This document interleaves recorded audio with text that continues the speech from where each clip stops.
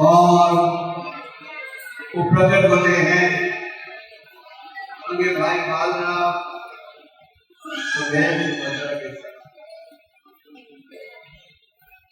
हमारे शास्त्रों में गन्ना लीला के विषय में कहा गया है कि सत्ययुग में एक राजा थे जिनका नाम था महाराज इंद्रद्युम्न। आज के नेता जैसे थे, तो ये जो राजा थे बहुत ही धार्मिक विचार थे। दिन रात उनके मन में एक ही भाव, भगवान की सेवा। और ज्यादा हो गया, ब्लू वाला निकालो, वो दूसरा वो ज्यादा ये निकालो, ये लावा निकालो, ठीक है। और हाँ, इंद्रद्युम्न राजा होते हुए दिन रात भगवान की सेवा में जुड़े हुए थे। एक दिन एक ब्राह्मण उनके महल में आया। ब्राह्मण ने कहा, हे राजा, भगवान प्रकट हुए पृथ्वी पर अपनी मूर्ति के रूप में, और अगर तुम्हारा भाग्य हो कि इस मूर्ति का दर्शन मिले तो तुम अत्यंत सुखी बन जाओगे। और इन मूर्तियों का नाम है नील माधव। और ये कहकर वो ब्राह्मण अप्रकट हो गया। राजा ने उस समय के सारे संतों को बुलाया और पूछा, तुम जानते हो कि भगवान कहाँ प्रकट हुए हैं? नील माधव के रूप में। जो भगवान की मूर्ति आप देखते हो दो प्रकार की होती है। एक है भगवान स्वयं प्रकट होते हैं मूर्ति के रूप में, जैसे कि नाथद्वारा में जो मूर्ति है, तिरुपति में जो है, ये सेल्फ मैनिफेस्टेड मूर्तियाँ हैं। दूसरा है जब भगवान के शासन के आधार, शासन के ज्ञान के आधार पर भगवान की मूर्ति बनती है। तो राजा ने ब्राह्मणों को कहा, घर घर जाओ, गांव गांव जाओ और पूछो नील माधव की मूर्ति है क्या।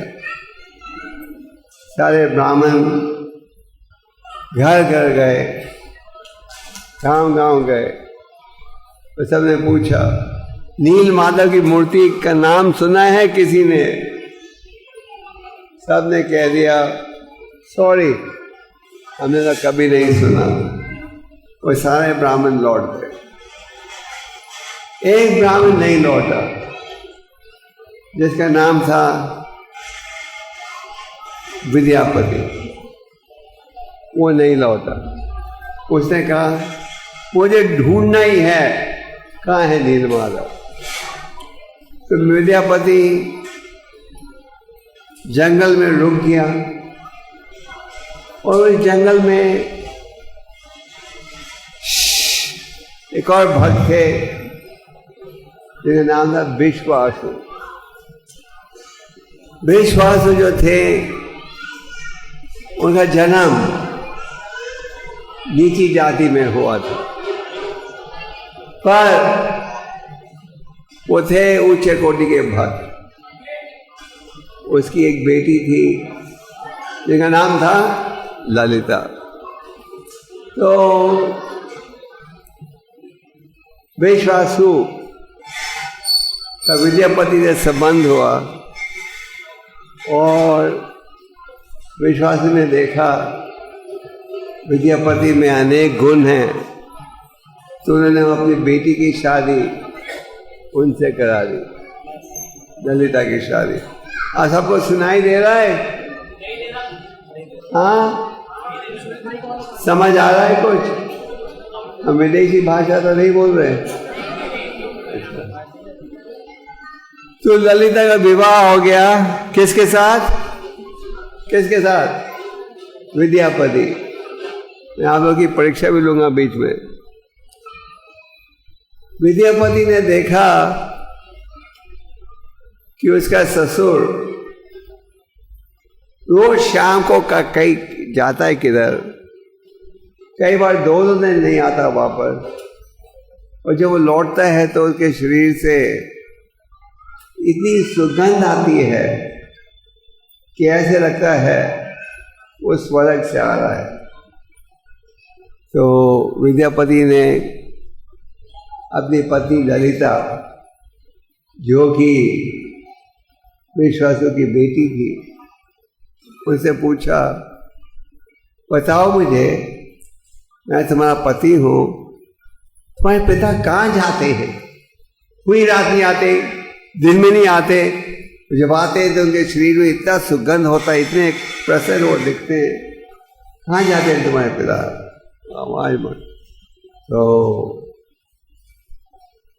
ललिता ने कहा, मैं तुम्हें नहीं बता सकती मेरे पिता कहाँ जाते हैं, ये उनका आदेश है, किसी को ये पता नहीं रहना चाहिए। विद्यापति ने कहा, अरे भाई मैं तो तुम्हारा पति हूँ, मेरे से क्यों छुपा रहे हो? फिर ललिता ने कहा, इस जंगल के कोने में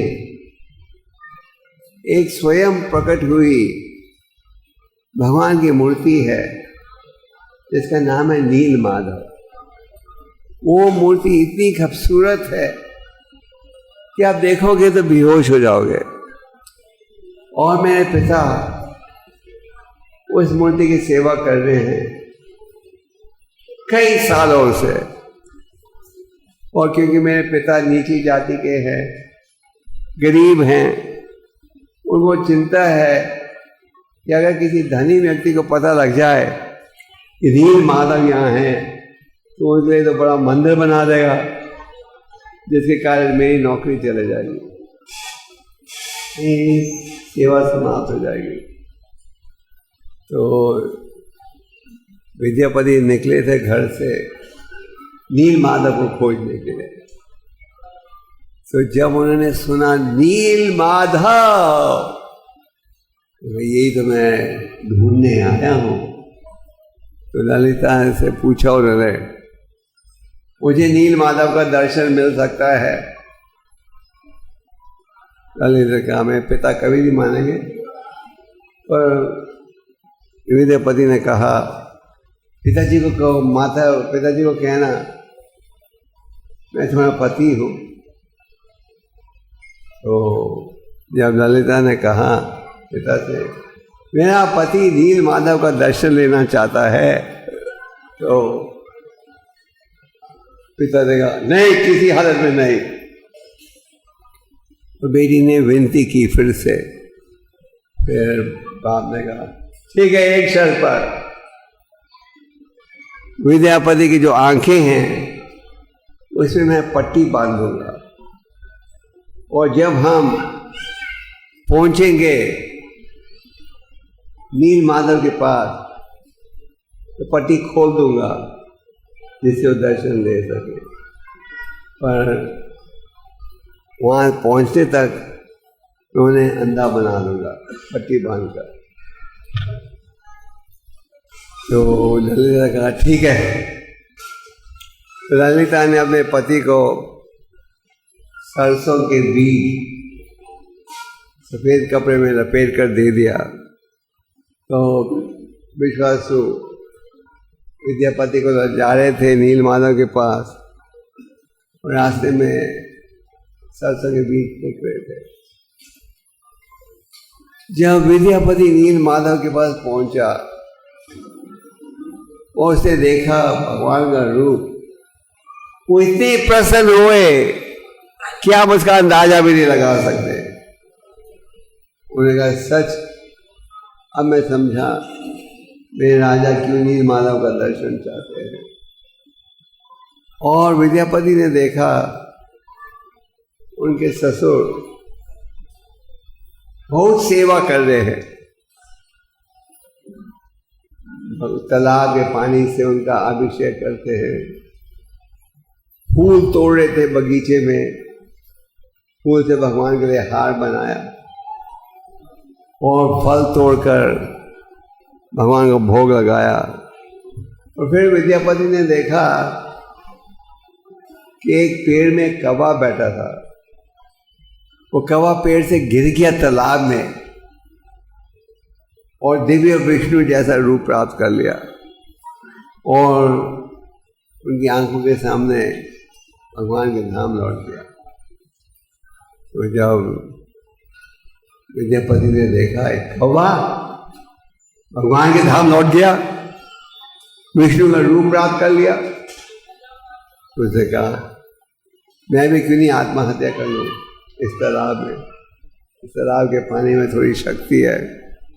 फिर एक दिव्य वाणी द्वारा सूचना मिली, नहीं तुम आए हो नील माधव को ढूंढने के लिए, अब तुम्हें पता है नील माधव कहाँ है, जाओ राजा को सूचना दो। विद्यापति लौटे महल में और राजा को ये सूचना दी, राजा राजा मैंने नील माधव का दर्शन ले लिया है, मुझे पता है नील माधव कहाँ है, चलो चलो चलो। राजा ने कहा मैं अपनी पूरी सेना लेकर चलूंगा। तो राजा सेना लेकर पहुंच गए उसी स्थान में जहाँ के उन्हें नील माधव का दर्शन मिला था। और जब वो पहुंचे उस स्थान में उन्होंने देखा नील माधव है ही नहीं, भगवान है ही नहीं। तो राजा ने कहा ये किसकी शरारत है, मैं गिरफ्तार कर लूंगा विश्वासु को। कहाँ है नील माधव, बताओ तुमने छुपा दिया है क्या। विश्वासु ने कहा मुझे खुद में आश्चर्य हूं कहाँ है नील माधव, कहाँ चला गया। तो फिर एक दिव्य वाणी द्वारा संदेश आया। संदेश क्या था, भगवान ने कहा हे राजा अब मैं नील माधव के रूप में प्रकट नहीं होऊंगा, अब मैं प्रकट होऊंगा दारू ब्रह्मांड के रूप में। दारू ब्रह्मांड मतलब लकड़ी का भगवान।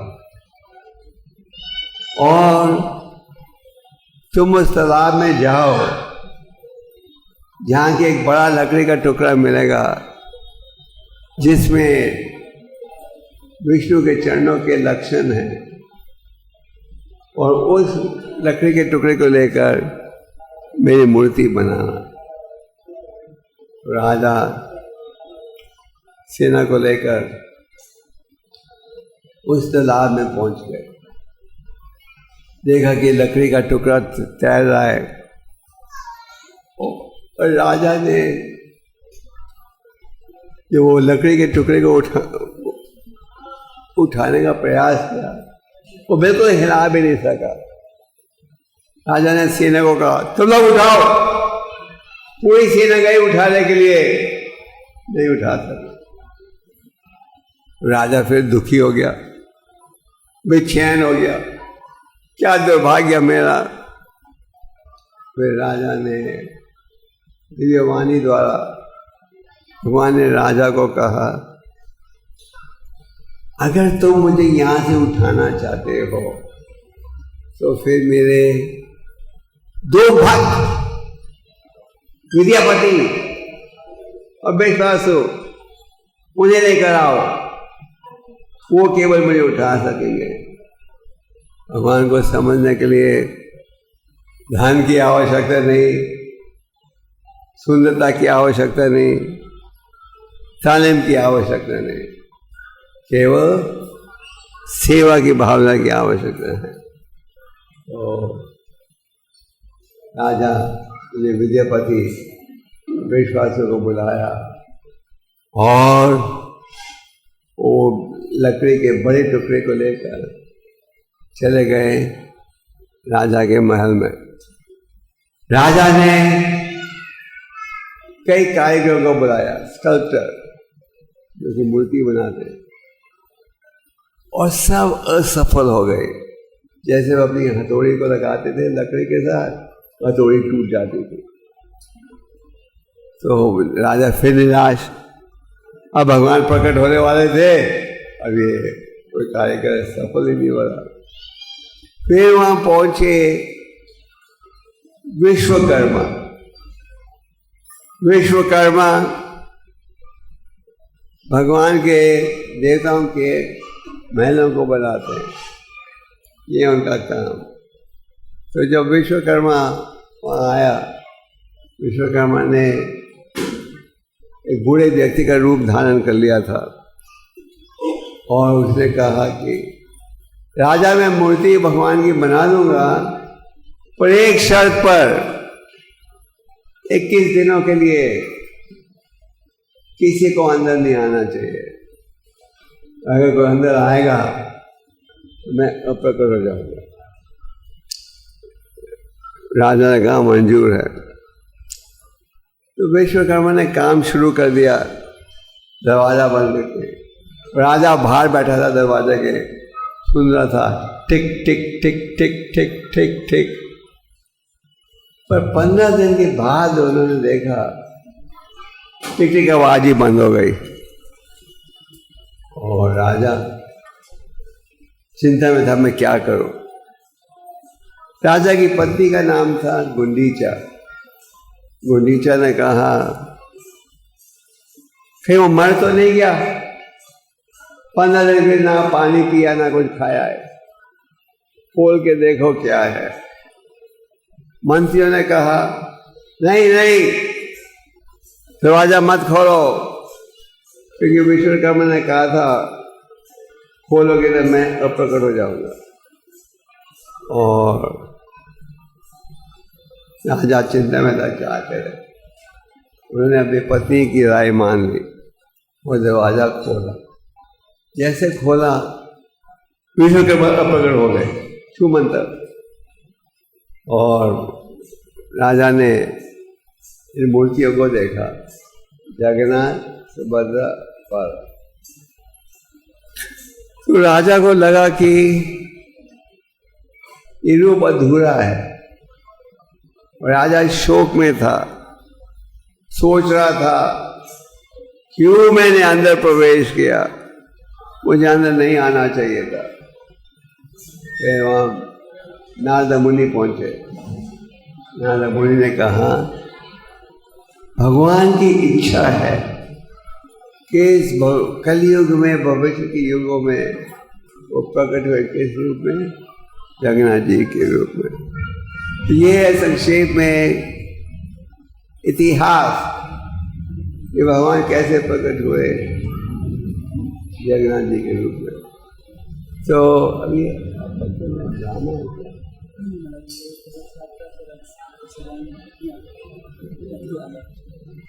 तो ये रथ यात्रा उत्सव बहुत ही प्राचीन उत्सव है। और भगवान जगन्नाथ जी कहाँ निवास करते हैं? कहाँ? जगन्नाथपुरी में। और जगन्नाथपुरी के मंदिर में केवल हिंदुओं को ही अंदर जाने देते हैं। प्रभुपाद इस भाव से खुश नहीं थे। जगन्नाथ कहते हैं पूरे जगत के स्वामी, सबके भगवान। तो जब प्रभुपाद जी विदेश में गए 1967 में, उनकी एक शिष्य थी मालती दासी, अमेरिकन शिष्य, जो एक दुकान में गई। उसने देखा कि इंडियन डॉल्स छोटी छोटी 3 इंच की गुड़ियों को बेच रहे थे। उसने एक खरीद ली और गए प्रभुपाद के पास। पापा ने जब देखा कहा, oh this is lord of the universe, ये पूरे जगत के स्वामी हैं। वो प्रभुपाद जी ने प्रणाम किया और कहा, जाके देखो और भी कोई मूर्तियां हैं या नहीं। मालती दासी लौटी जंगल से बोला बाल के साथ, और फिर प्रभुपाद जी ने उन्हें पूरा इतिहास दिया और भक्तों से पूछा कि भगवान की मूर्ति कार्विंग की कला है किसी में। और एक भक्त है श्याम सुंदर, जिन्होंने छोटी मूर्ति की नकल करके बड़ी मूर्ति बनाई। और आपको जानकर खुशी होगी कि आज पूरे विश्व में 200 से अधिक रथ यात्रा निकलती है इस पर भक्तों के द्वारा।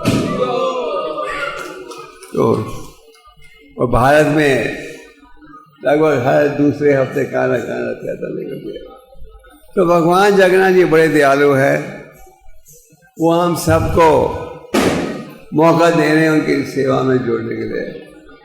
कहा जाता है जो व्यक्ति भगवान जगन्नाथ का दर्शन ले, भगवान के रथ को खींचे, भगवान की प्रशंसा के लिए नाचे और गाए, उसे भगवान की असीम कृपा प्राप्त होती है।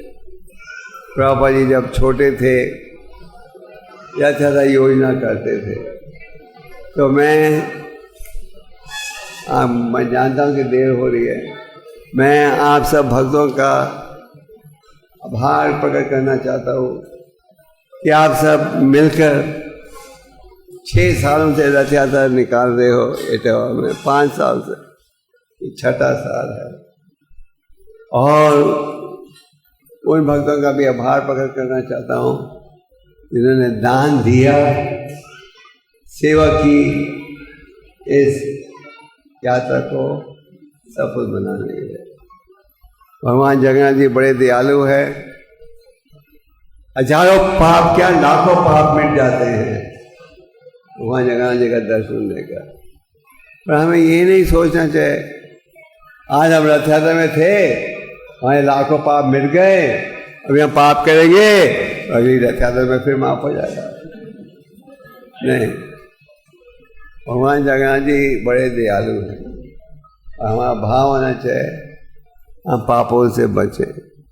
चैतन्य महाप्रभु जी जो स्वयं भगवान है, उन्होंने भी रथ यात्रा महत्व को बड़ा, उत्सव को बड़ा महत्व दिया। एक राजा थे उड़ीसा के जिनका नाम था महाराज प्रतापूर। हर साल रथ यात्रा शुरू होने से पहले पूरे रास्ते को वो झाड़ू देकर साफ करते थे और उसके पश्चात उसी रास्ते को गुलाब के पानी से धोते थे। मतलब कि जगन्नाथ जी खुशी के लिए भंगी बन गए। जब पानी महाप्रभु ने देखा तो बड़े प्रसन्न हुए। तो आजकल हमारे राजनीतिक नेता इतने भाग्यशाली नहीं हैं, पर आप सब जो कि रथ यात्रा योजना को सफल बना रहे हो, आप सब जो कि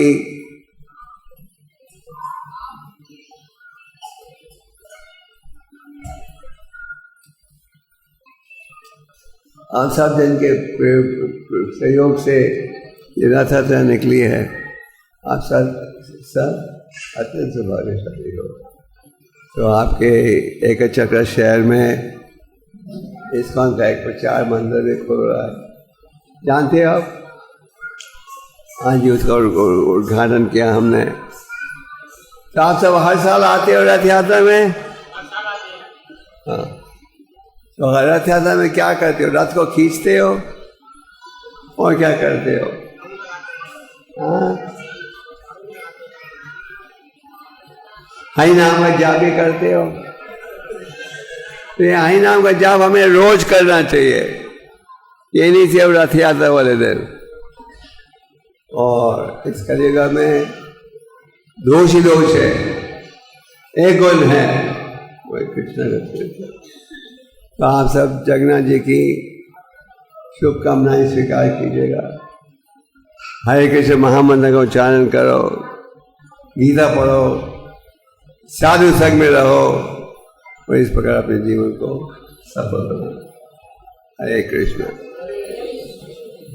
बोलिए सब हरे कृष्णा हरे कृष्ण कृष्णा कृष्णा हरे हरे, हरे राम राम राम राम हरे हरे।